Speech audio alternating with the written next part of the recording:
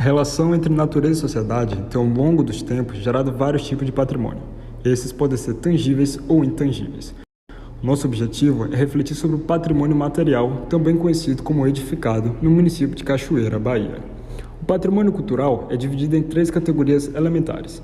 A primeira, referente aos elementos pertencentes à natureza, como os rios, as árvores, o solo, as cachoeiras. No caso, o patrimônio ambiental. O segundo refere-se aos modos de vida, à gastronomia e outros tipos de fazeres e sabores, no caso dos patrimônios intangíveis. O outro tipo está relacionado com o patrimônio edificado, referente ao que aqui apresentamos.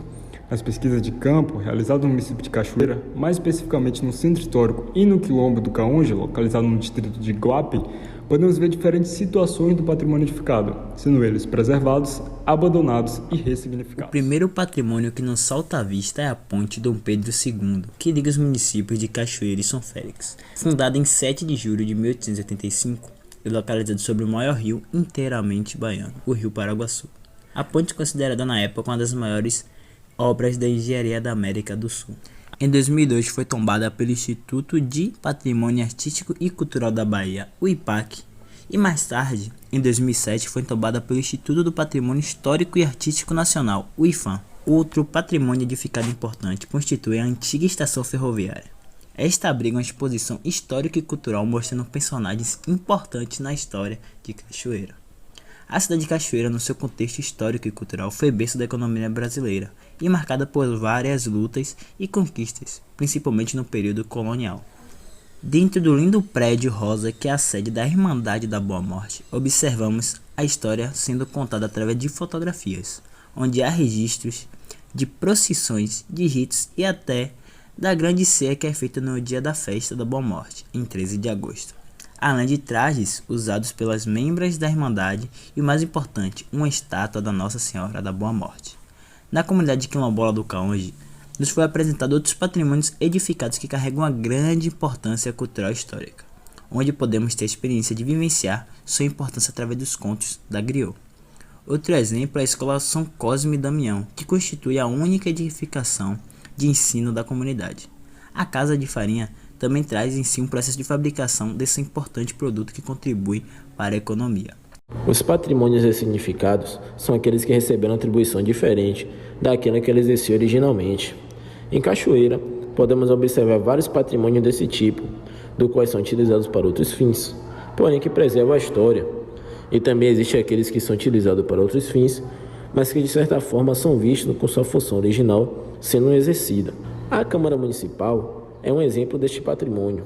Nela funcionava uma antiga prisão, que foi fundada por volta de 1698 e 1712, que além da função de Câmara, em uma parte onde era a prisão pública, tornou-se um museu, onde é possível ver sua construção barroca, feita de pedra, além de vários quadros que contam a história daquele local e de alguns personagens importantes, como Maria Quitéria. É possível ver também a estátua de caboclos, vestido de indígenas e um quadro que os retrata com o símbolo da independência. Ao sairmos da Câmara, fomos em direção ao convento e igreja do Carmo. A igreja é dotada de uma arte inigualável, com belos azulejos portugueses, ornamentações de ouro e uma belíssima pintura de imagens católicas no teto, que infelizmente se encontra levemente degradada e desgastada. Já o convento do Carmo tornou-se uma bela pousada. O necrotério do convento é uma loja de convenções, com diversas artes feitas de barro, como máscaras e jarros, além de contar com um altar, onde existem algumas imagens de santos, feitas de barros e outras pequenas esculturas.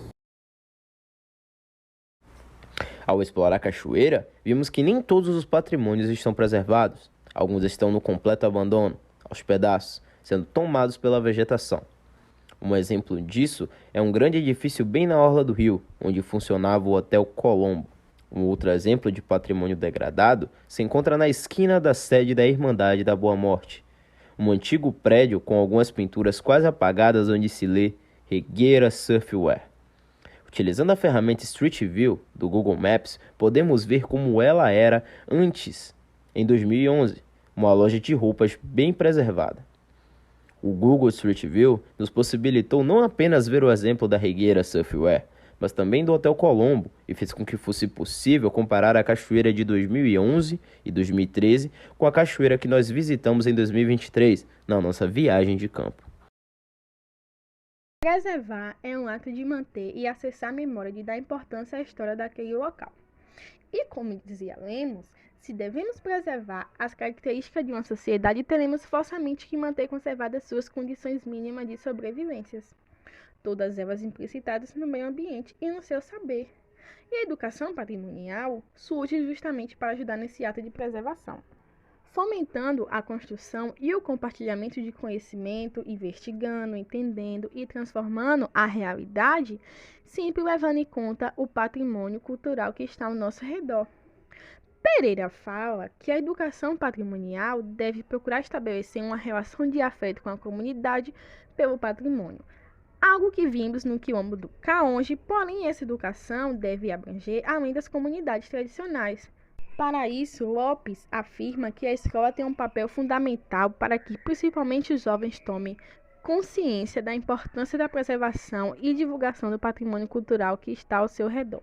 Tendo isso em vista, concordamos com 3 níveis de implementação dessa educação patrimonial, sugerida por pesquisadores, sendo ela, primeiro, a inclusão nos currículos escolares da temática ou de conteúdos programativos que versem sobre o conhecimento e a conservação de patrimônio histórico.